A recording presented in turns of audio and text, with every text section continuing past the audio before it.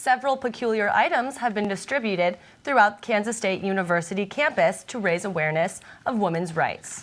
Forget misspelled names. What some Starbucks employees have been writing on coffee cups that has everyone talking. All that and more on Channel 8 News. But first, let's go to Channel 8 News weatherwoman Natalie Otto live at the Flint Hills Discovery Center. Natalie, will we still be needing our umbrellas?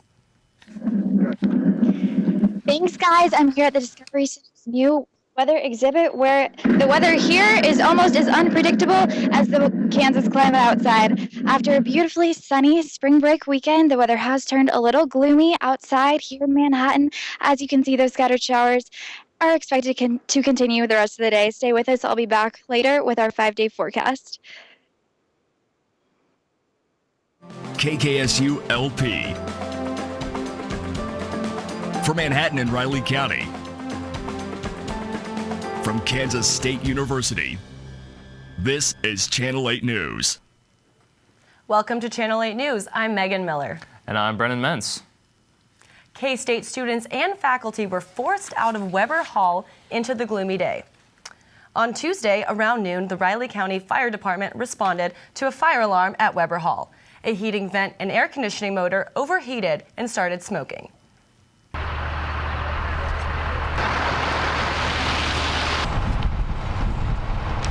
Because in the middle of a lecture and the alarm just started going off and we just exited the building as quickly as possible.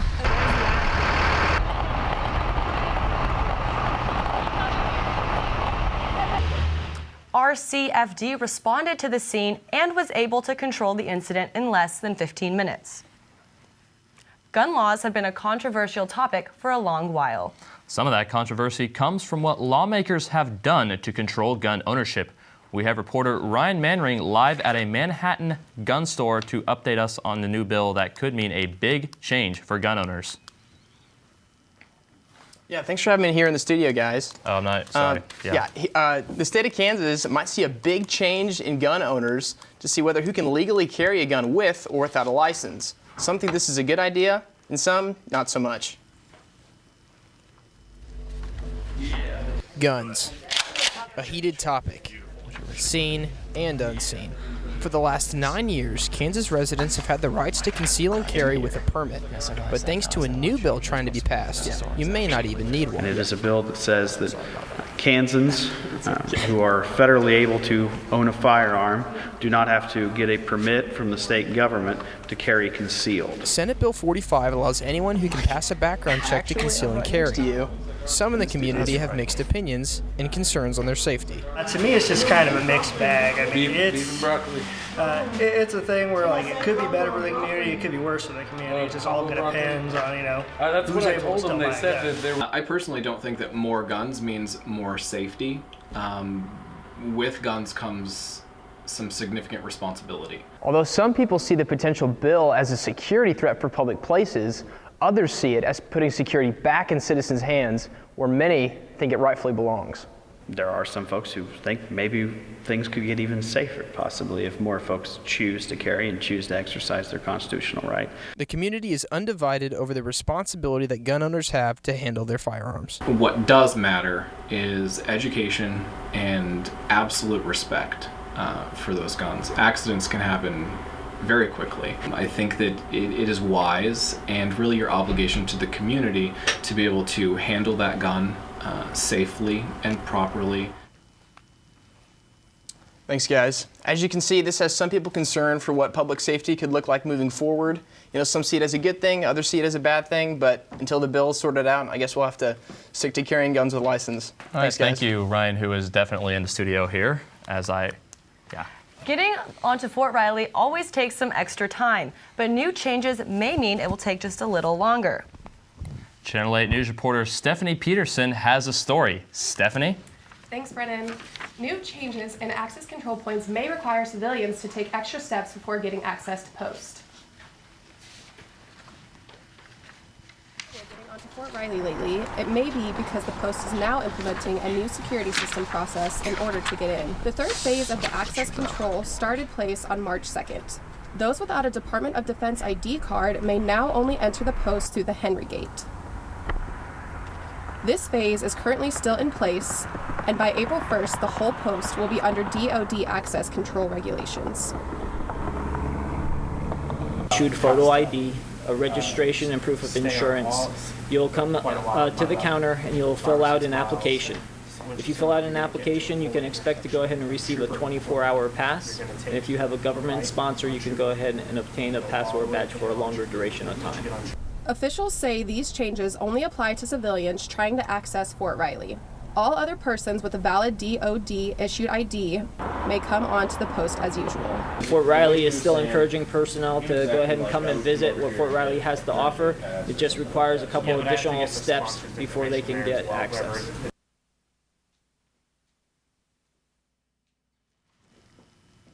The changes to gate travel will add around 15 minutes to civilian travel. It is possible to pre-register online for a visitor's pass to make travel quicker. Visitors' passes allow civilians to use any gate. Thanks, Stephanie. Some local activists are bringing a national campaign to K-State. Governor Sal Brownback is catching some heat at the Wichita State versus KU game this weekend. That's next on Channel 8 News. Have you ever wanted to be on radio? You can by signing up to join the Wildcat 91.9. The station is open to all students, no matter what your major is. The best part? You can get experience right away as well as no sign-up fees. You can be a DJ for the alternative and hip-hop and rap rotation. Or report for news and sports. Wildcat 91.9, KSDB, Manhattan.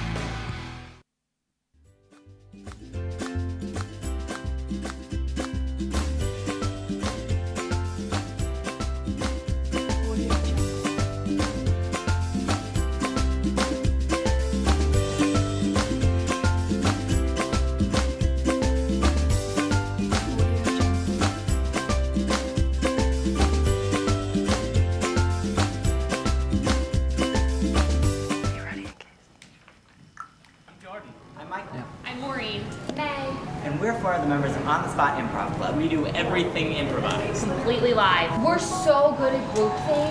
We all just say a word and everyone will know what I'm thinking. Hannah Brownie. If you change your word, then we don't know what you're talking about. Improvise. Okay. One more time. Ribbon.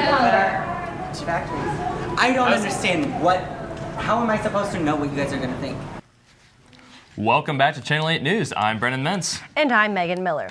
Universities nationwide focus on creating a positive image. There are 37 organizations here at Kansas State University that have to work even harder to maintain that image. I took a closer look at how these groups are working to do just that. When people see these logos, they may think of crazy college kids who only want to party. But these letters mean more than that. We work together is the best way to put it. Recent national events have given college fraternities and sororities a bad reputation. We're not just Sigma Chi doesn't work with SIGEP. We all work together in everything that we do to make K-State have a better reputation as a whole. Kansas State Greek chapters have houses right in the middle of residential neighborhoods. This has caused problems for some families that live nearby. Students join these organizations for the brotherhood, sisterhood, and once-in-a-lifetime experience. It's been pretty good. They keep their properties up, which is nice. And parties, though, have been a problem occasionally when they've got too many people in the neighborhood at the same time. And they'll park in your driveway or they'll wander up and down the street and think your house is the party house sometimes. Although there are issues with parking and noise, the Greek community makes an effort to compromise. I think it's just communication, which will just connect the community and the Greek system and K-State as a whole, just with knowing what happens, what's going on. Positive relationships with community members is one way K-State is breaking away from the typical Greek stereotype. As a overall, I think we're very involved in everything that we do, and we pride ourselves on that. We did reach out to several sororities and fraternities. Some responded by advising their members not to talk to the media. But it was interesting to learn about how Greek organizations focus on relationships even off campus. I agree. I never really thought about how their neighbors must feel. A bond of $500,000 has been set for a man accused of rape and aggravated criminal sodomy of a 5-year-old girl. 24-year-old Lamont Cox of Manhattan was arrested on March 20th by Riley County Police for this crime, which reportedly occurred earlier this month. RCPD says because of the nature of this crime, no further information will be released. A $50,000 bond has been set for a local man. 35-year-old Earl Rogers of Manhattan was arrested Monday after an incident involving a 26-year-old woman and 2 children. Rogers is facing 2 counts of aggravated battery, 2 counts of child endangerment, criminal restraint, and intimidation of a victim. Riley County Police has released no further information. Reagan Porter has a story on a movement that is taking campus by storm. That's right, Megan. Earlier this week, K-State became the setting of a major movement that is pushing to draw awareness towards sexual assault and oppression. It's a normal walk to class on campus, but there are subtle messages everywhere. Light poles and railings are all covered in these messages that stuck in students' minds. I like the message that is being put out, and people are making a stance on what's important to them. What started in the Big Apple has now made its way into the Little Apple. Sanitary pads have been posted all across campus with a very important message in regards to the anti-rape movement. And then I read it and it made a lot of sense. I think it's bold. I don't see these normally on campus. This message was spread by K-State student Elizabeth Carlson. Her desire is to shine a light on a deeper issue students encounter across the nation. There's a way to go about it sanitarily, but there is no right way to condone rape. Even if you put humor into it, it's never funny. It's more of somebody taking advantage of you if you're at a party and it's like a date rape drug, and it could be happening in front of people's eyes and they don't even notice it. According to Crisis Connection, 1 in 4 college women will be the victim of a sexual assault, and every 21 hours there is a rape on an American college campus. There's nothing casual about violating another person's body. So many go unreported. I think if people are actually talking about it, it's easier for someone to say, hey, this happened to me, what do? I don't know what to do. There are a lot of resources, and they do a really good job of making sure that survivors or victims, however they want to be acknowledged, are kept under the radar. Kansas State University offers a center for advocacy, response, and education for individuals who are victims or who are looking to be more interested in learning more about sexual assault. You can contact them at 785-532-6444. Thank you. Is that care center only for sexual assault victims and cases that happen on campus, or? No, staff not only work with the victims, but they also work with students, offices, and agencies that are on and also off campus. Interesting, thank you. Now we go to reporter Anthony Williams, who has a special guest with him today. Anthony, who do you have there? Thanks, Megan. I'm here with prominent member of the community, Kirk Schultz, K-State president. So the question becomes, you're tied with the image of the university. When things like, sexual assault happen, how do you deal with that? Well, one of the things that we have to do is we have to communicate openly. We have to talk with the campus community. We have to use all the different things like social media and newsprint and opportunities like this to build awareness of the sexual assault issues that arise on a college campus, ways that we can help make sure that we minimize the sexual assaults that occur. But really, it's being creative with communications, letting people know what resources are available. Okay. So what happens when, something like what happened at OU with their Sigma Alpha Epsilon chapter? How does that affect K-State, and how do you guys deal with that? Anything that certainly happens at another Big 12 school or in this particular area raises awareness on all of our campuses. And so if people who saw the horrific video and the racist chants and things, the first thing you want to do is make sure, hey, is that kind of thing happening on our campus? So we wanted to reach out to a lot of our folks on campus and make sure that we have an inclusive environment that feels good for students of all race and creed at Kansas State University.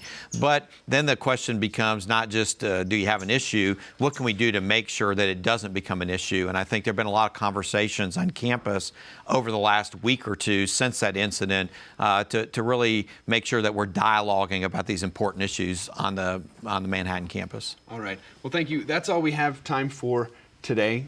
Back to you, Brennan and Megan. Thank you, Tony. Yesterday's plane crash in the French Alps may have some concern about their safety, what the most recent plane tragedy means for Kansas travelers. We've seen a little rain these past couple of days. Channel 8 weatherwoman Natalie Otto will tell us if we can expect more. Coming up on Channel 8 News. Have you ever wanted to be on radio? You can by signing up to join the Wildcat 91.9. The station is open to all students, no matter what your major is. The best part? You can get experience right away as well as no sign-up fees. You can be a DJ for the alternative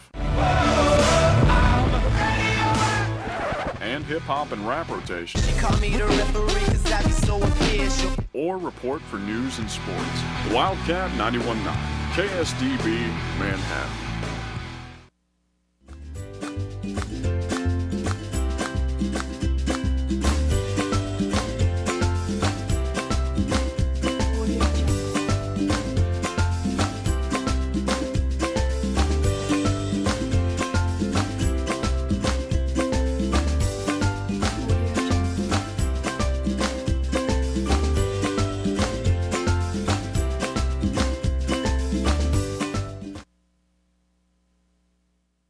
Jordan. I'm Michael. I'm Maureen. May. And we're four of the members of On the Spot Improv Club. We do everything improvised. Completely live. We're so good at group thing.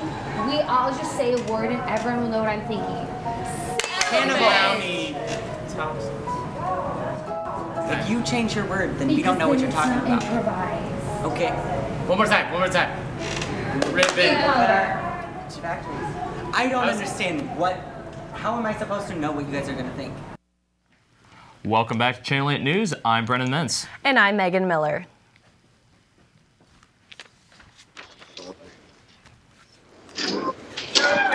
Hello, this always happens. It's fine.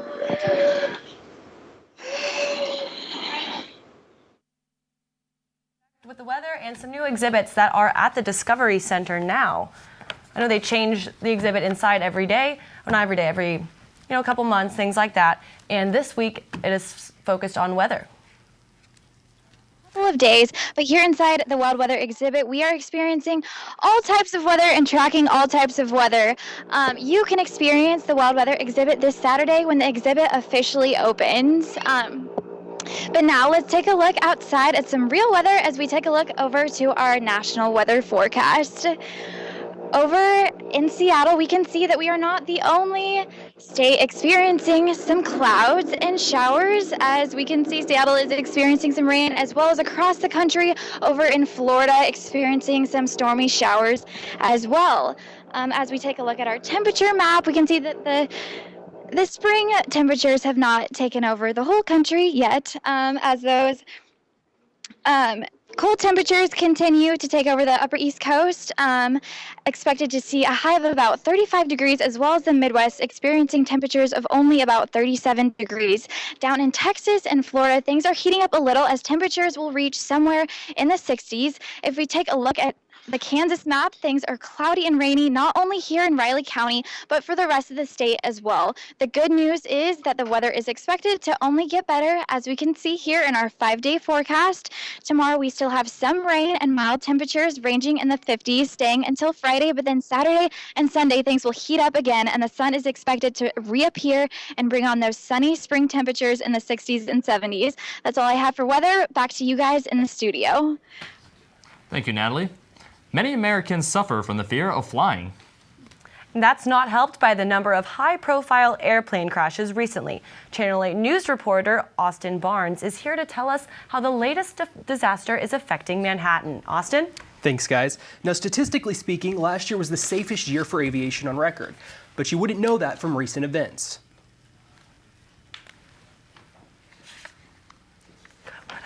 It's business as usual at the Manhattan airport, but that's not the case in other places around the world. Flight 4U9525 took off at 9:48 a.m. from Barcelona, Spain. It flew for 44 minutes without a problem. Then, with no distress signal, the plane started losing altitude. Approximately 10 minutes later, all that was left was wreckage in the French Alps, as you can see in this picture from BBC. There were 144 passengers and 6 crew members aboard. 16 of those were students on a high school trip. 2 were infants. There were no survivors. Whenever there's a fatal aviation accident, people's faith in airlines is shaken. Statistics show that aviation is the safest form of travel. Like I said, I fly almost every week. I feel it's very safe. I've never really had a flight that has really scared me away from flying. In fact, I was even flying the week of 9/11. Like those who lost loved ones on September 11th and on the missing Malaysian airline, the families of those lost on Flight 4U9525 will never forget. Last year, there was 1 fatal accident for every 2.38 million flights. Thank you, Austin. When we come back from the break, we have more on sports and how the equestrian team is finishing their semester strong.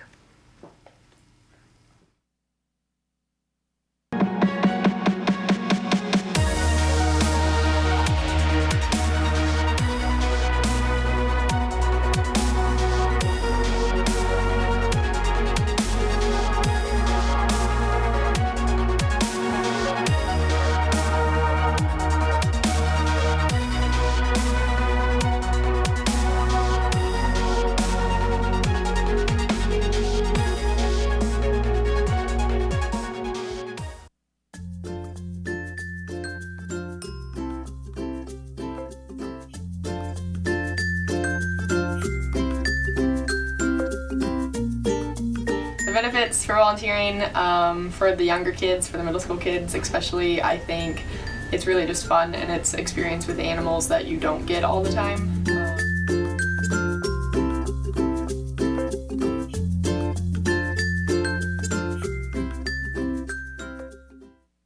Have you ever wanted to be on radio? You can by signing up to join the Wildcat 91.9. The station is open to all students, no matter what your major is. The best part? You can get experience right away as well as no sign-up fees. You can be a DJ for the alternative and hip-hop and rap rotation. Or report for news and sports. Wildcat 91.9, KSDB, Manhattan. Welcome back to Channel 8 News. I'm Megan Miller. And I am Brennan Mentz. With spring weather here, pets and their owners will be looking outdoors for their activities. However, as Channel 8 News reporter Caitlin Heyer explains, many dog owners may not have that opportunity. She now joins us live from outside the studio.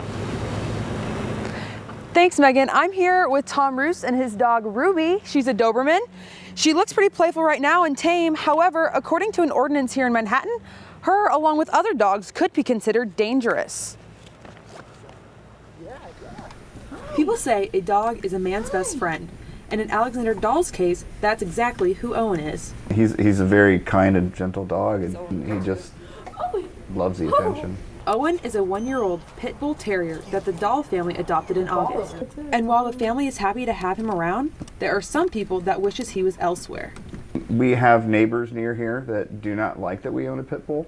He was sniffing around the neighborhood, not being threatening at all, and I had to go to court for it. The city of Manhattan has a dog ordinance law, a law that affects how some dogs are seen in the community. Any animal that has bit or has shown aggression, whether it causes harm or not, may be declared dangerous by the court. The court does list breeds that could be considered dangerous and should be kept to a higher standard. A pit bull terrier is recognized as one of them, a title that Dahl believes puts the breed in a bad light. I think it's a matter of the environment that people say about these animals, just because of they're used for fighting. Other pit bull owners would agree with Dahl that their dog doesn't fit the violent stereotype. I've never heard anybody reinforce the bad stereotype. All that I ever get is, oh, he's so nice, he's so well behaved. The ordinance states that the dangerous dog should be confined to their home for the sake of the protecting of others. You're going to allow pit bulls and German shepherds and whatever in your town. You got to have the resources to educate the public. In the meantime, Owen, along with his owner, will just mind their own business. Owen! Now, the city suggests whenever you do move to a new city and you are are a pet owner to make sure you call the city or animal control regarding your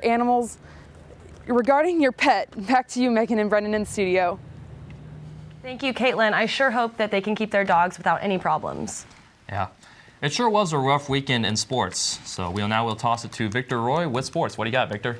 Well, Brennan, you're correct on that. It wasn't a good weekend for the Wildcats. K-State women's basketball took on the Missouri Tigers in the WNIT. Let's start it off. Pass from freshman Shaylin Martin to number 20, Bree Craig. As we move along, an assist inside the lane from Bree Craig to sophomore Brianna Lewis to power up for two. The Wildcats had good court vision to feed Lewis in the lane. Also, Haley Tejada had finished with 15 points and 3 steals to cap off the Wildcats' loss, 67-48. Also, Heidi Brown and Asha Woods ended their career at K-State. Now, as we move on to tennis, we take a look at Amina St. Hill being honored before Saturday's match against Iowa State Cyclones. K-State's number 1 pairing of sophomore Palmas Juhays and freshman Carolina Costa Magna cruised past the Cyclones 6-1. Sophomore Maria Panay tallied the Wildcats' other win with 6-3 and 6-0 wins over ISU's Carolina Anderson at number 5 singles. Unfortunately, Iowa State captured the narrow 4-3 win, over the Wildcats on Sunday afternoon. Sounds like no luck for the Wildcats this weekend, wasn't it? Yeah, that may be true, Brennan, but where there's a Wildcat, there's a way. Very nice. Yep. Also, breaking news, K-State basketball head coach Bruce Weber announced the dismissal of 2 student athletes. Sophomore guard Marcus Foster and freshman guard Trey Harris have been released from the team yesterday.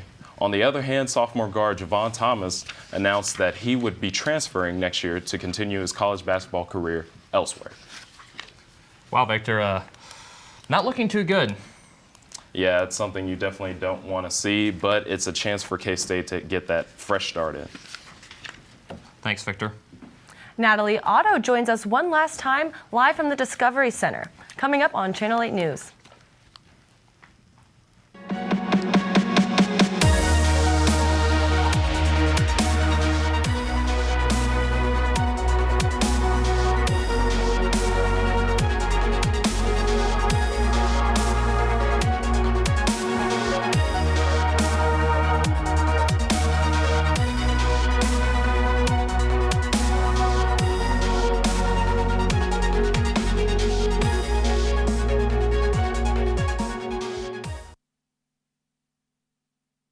Time for the Discovery Center today, but thank you for joining us on Channel 8 News. I'm Megan Miller. And I'm Brennan Mentz.